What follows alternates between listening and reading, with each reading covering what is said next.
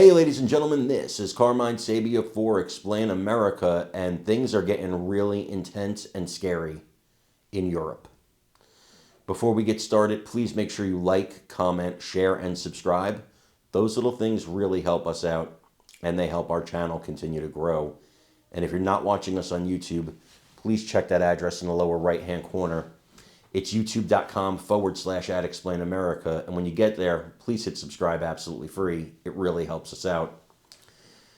This starts with an ally of Vladimir Zelensky actually turning on him, actually siding with President Donald Trump.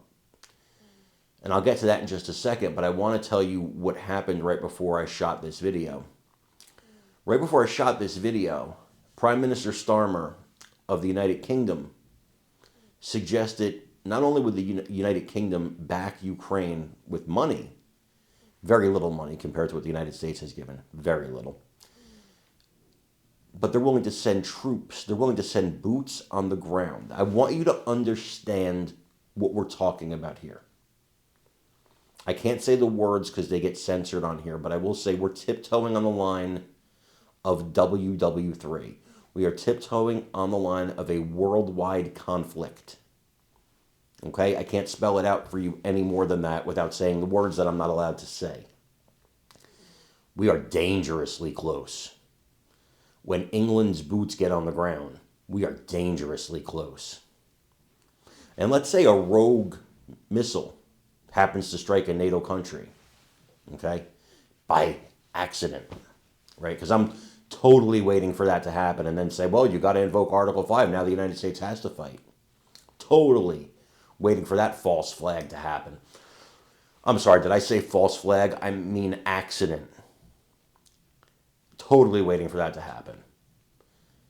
But before that happened, the United Kingdom ambassador to the United States, he appeared on the Sunday programs, and he said it's time for Zelensky to get on board with Trump's plan for peace, because it's the only way for peace. Guys, I'm trying to explain to you in the best way I can without sounding the alarm too crazy here.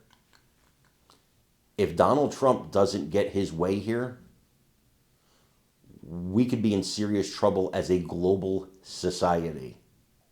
Serious trouble. They are accelerating this thing every single day. And I don't say this to worry you. I say this so you can be prepared, so you understand what's happening. So when the propaganda machine that's on your television every night, whether it be the Oscars or The View or The Colbert Show or Jimmy Kimmel or Jimmy Fallon or whatever, Saturday Night Live, whatever news program, quote unquote, that you get your news from that's not the real news, CNN, MSNBC, all these places have a vested interest in being part of the propaganda machine that makes you believe that it's okay to walk into this and send our kids into this. It's not okay. And what I'm doing here is trying to give you the actual real information to let you know what is on the line so that you can make educated decisions, so that you can have an educated opinion. While so many of your friends walk around like zombies just believing whatever the mainstream media sells them.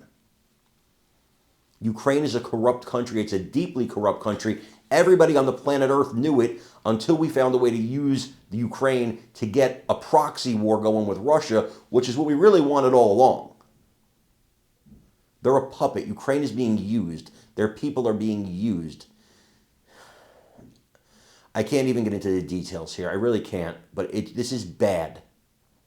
This is bad. I want you to hear what this man said here, though, because he's right. And he has his eyes on avoiding a large-scale conflict that could do serious damage to the entire globe. Just like Trump. And he's saying Zelensky needs to get on board with Trump. I agree 100%. Trump has peace in mind.